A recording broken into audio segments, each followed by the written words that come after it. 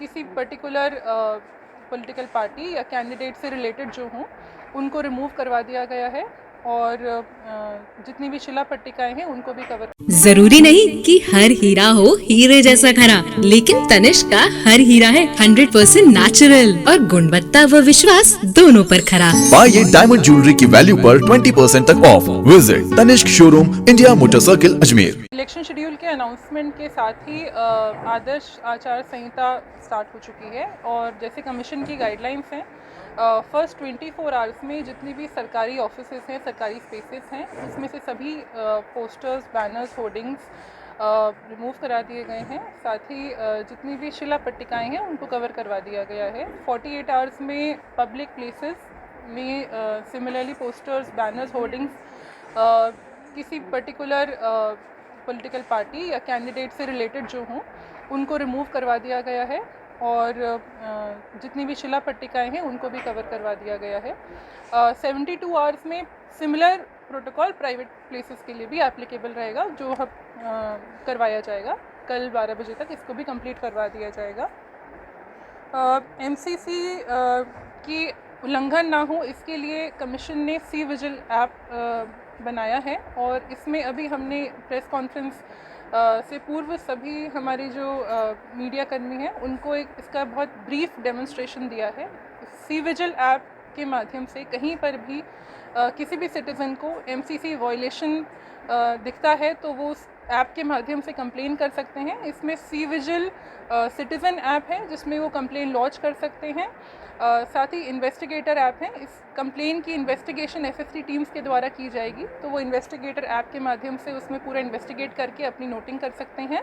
और फाइनली एक C vigil monitor है जो हमारे DO के लेवल पर है, डैशबोर्ड है, जहाँ पर हम उसकी पूरी रिपोर्ट देखेंगे। उन्होंने जो भी SST टीम ने जो भी अपनी इन्वेस्टिगेशन करी है उसमें अगर वो कंप्लेन फ्रिवलेस है तो वो रिजेक्ट होगी और अगर वो जेन्युइन है तो उस पर आगे कार्रवाई की जाएगी। उसकी पूरी डिटेलिंग हमारे पास डैशबोर्ड पे अवेलेबल रहेगी। हम सभी से निवेदन करेंगे कि ज़्यादा से ज़्यादा लोग सी विजिल ऐप डाउनलोड करें और उसका यूटिलाइजेशन करें। कहीं पर भी आपको ऐसी कोई भी आपत्तिजनक कार्रवाई होती हुई नज़र आए जो कि हमारे आदर्श आचार संहिता की उल्लंघन की श्रेणी में आती हो, तो आप उस पर अपनी कंप्लेन रजिस्टर कराएं। इसमें एक 100 मिनट्स का टाइमलाइन दी गई है जिसमें उस कंप्लेन को हमें एड्रेस करना है और उस पर कार्रवाई करनी है, तो वो हम करवाएंगे। स्वीप एक्टिविटीज़ के माध्यम से हम लोगों से आग्रह कर रहे हैं कि वो ज़्यादा से ज़्यादा लोग आगे आकर के अपना वोटिंग का राइट एक्सरसाइज करें।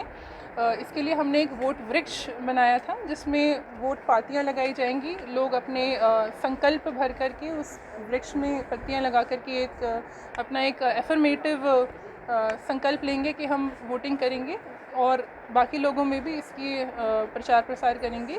साथ ही हम एक वोट बैंड बनवा रहे हैं। जो हमारे फर्स्ट टाइम वोटर्स हैं, यूथ वोटर्स हैं, उनको वोटिंग के लिए इंकरेज करने के लिए वोट बैंड्स डिस्ट्रीब्यूट किए जाएंगे कॉलेजेस में और पब्लिक प्लेसेस में, मॉल्स में, शॉपिंग कॉम्प्लेक्सेस में। जैसे लोग इसमें it is an in thing, जो हमारे फ्रेंडशिप बैंड्स होते हैं उसी की तरह से एक वोट बैंड होगा जिसमें हमारे 5 कॉलम्स में हमारे जितने भी ऐप्स हैं जो आजकल नए बच्चे जो यूथ वोटर्स हैं यूज़ करते हैं रजिस्ट्रेशन के लिए, सी विजिल ऐप है, रजिस्ट्रेशन के लिए वोटर हेल्पलाइन ऐप है, उन सभी की जानकारी उसमें होगी। तो that will be an IEC option जिसमें लोग हम प्रचार प्रसार करेंगे कि ज़्यादा से ज़्यादा लोग अपना नाम भी जुड़वाएँ और जो लोग ऑलरेडी इनरोल्ड हैं एज वोटर्स वो अपना वोटिंग राइट एक्सरसाइज करें। जिले में 434 बूथ्स ऐसे आइडेंटिफाई हैं जो किसी तरह से संवेदनशील व अति संवेदनशील हैं। इसमें कई सारे क्राइटेरियाज रहते हैं depending upon the voting percentage in past elections या फिर उनकी जो current law and order situation है उन सबको देख करके एक विस्तृत चार्टिंग करके इन बूथ्स को आइडेंटिफाई किया गया है। और मैंने इसके सामने अधिकांश इन बूथ्स पर विज़िट करके वहाँ के जो लोकल रेजिडेंट्स हैं उनसे संपर्क करके उनमें कॉन्फिडेंस बिल्डिंग मेजर्स किए हैं। और अगर हम कोई ऐसी स्पेसिफिक रीज़न आइडेंटिफाई करते हैं जिसकी वजह से कोई लोग इंटिमिडेट हो सकते हैं तो हम उनको भी एड्रेस कर रहे हैं। इंटिमिडेटर्स को बाउंड डाउन भी किया गया है। पूरी तरह से ये प्रयास किया जा रहा है कि इलेक्शन बिल्कुल फ्री, फेयर और इम्पार्शल हो। इसमें आप सभी का हम सहयोग। 23 तारीख को पुष्कर मेला भी है, बड़ा अभूत सवाल भी है। इस विषय को देखते हुए क्या आपकी ओर से उच्च अधिकारियों को उसकी जानकारी दी जाएगी और दी जाएगी, अगर होता है तो ठीक है, नहीं होता तो फिर क्या लगता है? इसमें एसपी सर ने एडिशनल जाब्ते के लिए उच्च अधिकारियों से रिक्वेस्ट भी करी है और इसमें हमने भी लोगों से जो जानकारी आई है उसको उच्चतम स्तर पर अग्रेषित करने का प्रयास किया। Thank you. जैसे ही आचार संहिता लागू हुई है, हमारी जो एफएसटी टीमें हैं जो अजमेर के अंदर 78 है वो क्रियाशील हो चुकी है। हमारे यहाँ पे अजमेर नॉर्थ और किशनगढ़ जो है वो एक्सपेंडिचर सेंसिटिव है, जहाँ पे जो एफएसटी है उसकी संख्या बढ़ा करके 12-12 की हुई है, बाकी जगह पे 9-9 एफएसटी है वो लागू है।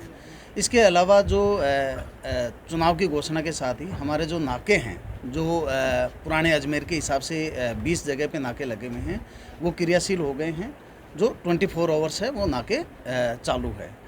आपको मैं बता दूं कि पिछले जनवरी से लेकर के और हमने अब तक लगभग 14,900 के आसपास है जिनको 116 में पाबंद किया है और 10,800 के आसपास लोग हैं जिनको 151 के अंदर पाबंद किया है लोगों को।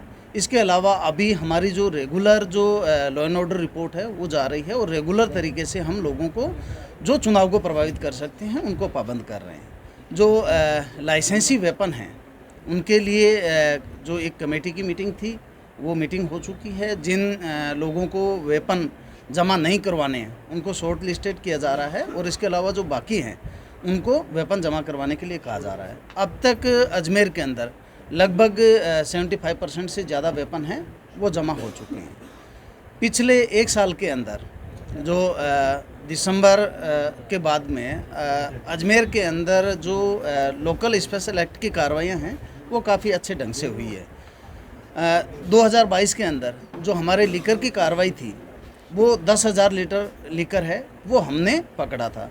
इस बार हमारे जो लीकर की कार्रवाई है अभी 30 सितंबर तक वो हमने 40,000 लीटर से ज़्यादा लीकर है वो पकड़ा है।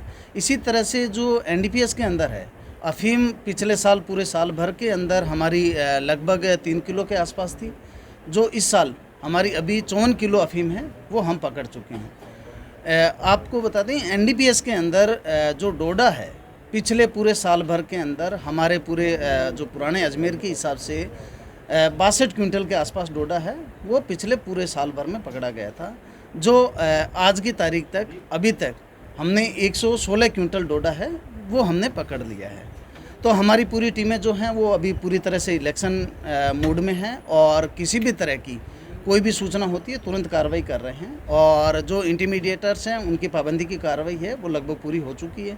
इसके अलावा डीओ मैडम के साथ में हमारी विजिट भी हो रही है, हम फ्लैग मार्च भी कर रहे हैं और लोकल लेवल पे जो तहसीलदार, एसएचओ और डिप्टी एंड आरओ ये सारे जाकर के बूथ की विजिट कर रहे हैं और किसी भी तरह की कोई सूचना आती है तो तुरंत कार्रवाई कर रहे हैं। सर, चुनाव के दौरान ही त्यौहार भी आ रहे हैं, दीपावली है, पुष्कर मेला है, अन्य त्यौहार भी आ रहे हैं, तो इनमें लॉ एंड ऑर्डर कैसे बना रहे हैं इसको लेकर कुछ पुलिस ने कुछ खास किया है? हमने क्योंकि ये पहले से ही डिसाइडेड था कि इसी त्यौहार के आसपास ही हमारा चुनाव होना है, तो हमारी पहले से ही पूरी तरीके से तैयारी थी और हमने उच्च स्तर पे जो जाब्ते की हमेशा जो बाहर से जाब्ता आता है उसकी डिमांड है वो पहले से ही अभी भेज दी है ताकि पर्याप्त मात्रा में हमें जाब्ता मिल जाएगा और हम आराम से त्यौहार और जो पुष्कर फेयर है वो भी करवा लेंगे और इलेक्शन भी करवा लेंगे।